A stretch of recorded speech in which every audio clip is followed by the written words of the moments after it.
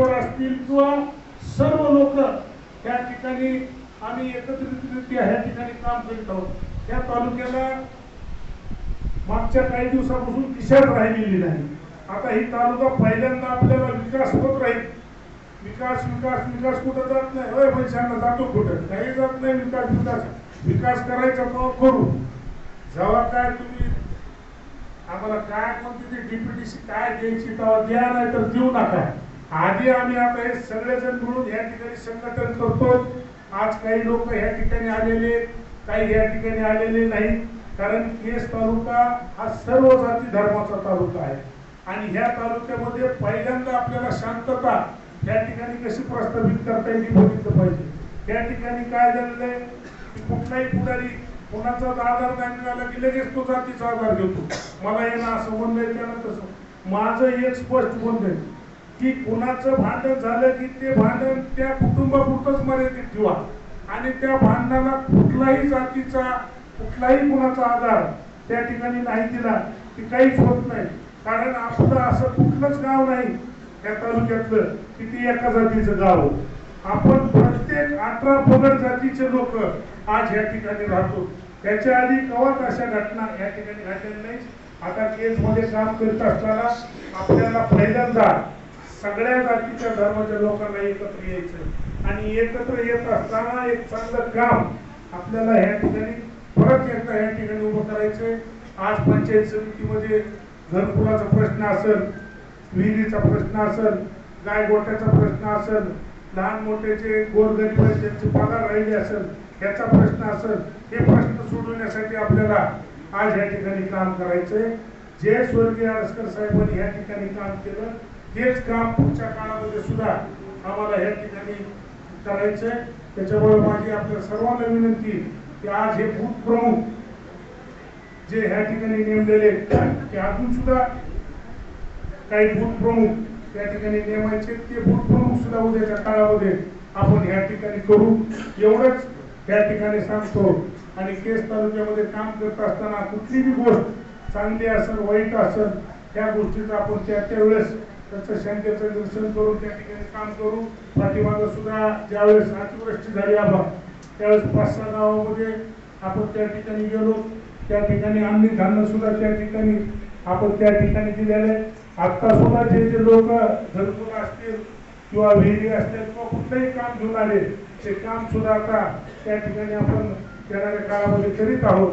आपण सुद्धा जे स्वर्गीय अजितदादा यांनी जो हा पक्षासाठी जे काम केलं आणि स्वर्गीय अजितदादा निघून गेल्यानंतर आज सुनीत्राताईच्या माध्यमातून जे काम आपल्या ह्या जिल्ह्यामध्ये चालू आहे ते काम पुढे नेण्याचं काम या ठिकाणी आपण या ठिकाणी उद्याच्या काळामध्ये करणार आहोत एवढंच या ठिकाणी सांगतो. आणि अजून आपण सर्वांनी या ठिकाणी आता आपण जे काही गावामध्ये आपल्याला काही माहिती पाहिजे ते 2-3 कागद आपण या ठिकाणी आपण हे केलेले पेपर तयार केलेले की त्याच्यामध्ये काही गावातल्या लोकांची माहिती आपल्याला पाहिजे तेवढे ते कागद जाताना घेऊन जावेत आणि ते कागद आम्हाला या ठिकाणी द्यावेत एवढंच या ठिकाणी सांगतो.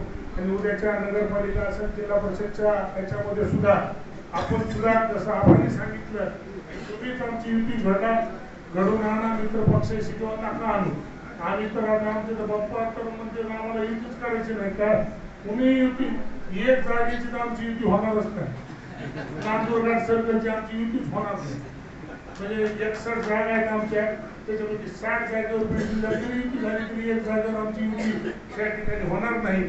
त्याच्यामुळे निश्चितच येणाऱ्या काळामध्ये राष्ट्रवादी काँग्रेस पक्ष म्हणजे नुसती निवडणूक नाही तर राष्ट्रवादी काँग्रेस पक्षाच्या ताब्यात आपली पंचायत समिती आल्यानंतर राष्ट्रवादी काँग्रेस पक्षाच्या ताब्यात आपली जिल्हा परिषद आल्यानंतर जे काम तुम्हाला विनामूल्य निस्वार्थपणे जे काम होतील ते काम कुठलाही पक्ष या ठिकाणी करणार नाही एवढंच या ठिकाणी सांगतो. आणि उद्याच्या काळामध्ये नगरपालिकेच्या माध्यमातून सुद्धा आता फार मोठा बदल या केस शहराचा त्या ठिकाणी व्हायला लागलेला आहे.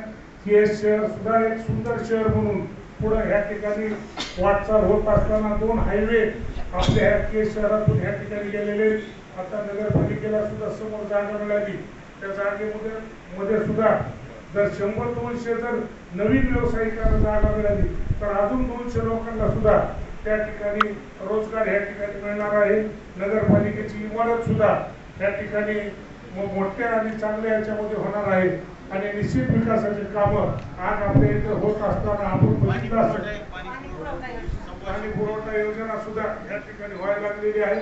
म्हणजे वेगवेगळ्या योजना देण्याचं काम हे जे स्वर्गीय अजितदादांनी जे त्या ठिकाणी सुरू केलेलं होतं तेच काम उद्याच्या काळामध्ये सुद्धा आपल्या राज्याचे उपमुख्यमंत्री सुनीत्राताई ह्या सुद्धा उद्याच्या काळामध्ये करणार आहेत.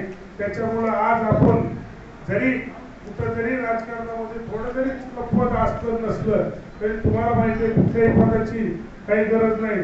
एकदा लोकांनी ठरविलं की मग ती ग्रामपंचायतला पडलेला असू नगरपंचायतला पडलेला असू त्याला कुठं पाठवायचे ही लोक ठरविते. त्याच्यामुळे काही कुठल्या पदाची काही गरज नाही. आणि तुम्ही जरी आपल्याला झटका दिला असला आपल्याला झटका बसतच नाही तुम्ही बघत असता आणि मी कुठलं व्यसन करीत नाही.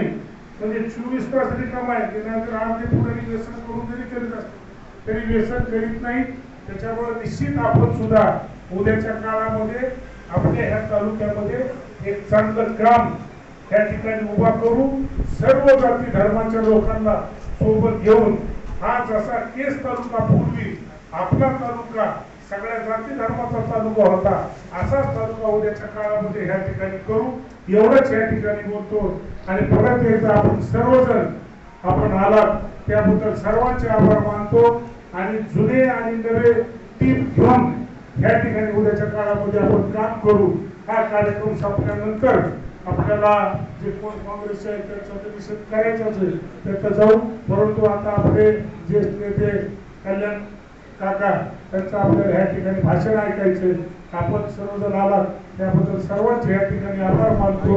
थांबतो. जय हिंद जय महाराष्ट्र. त्यानंतर कल्याण काका आखाडे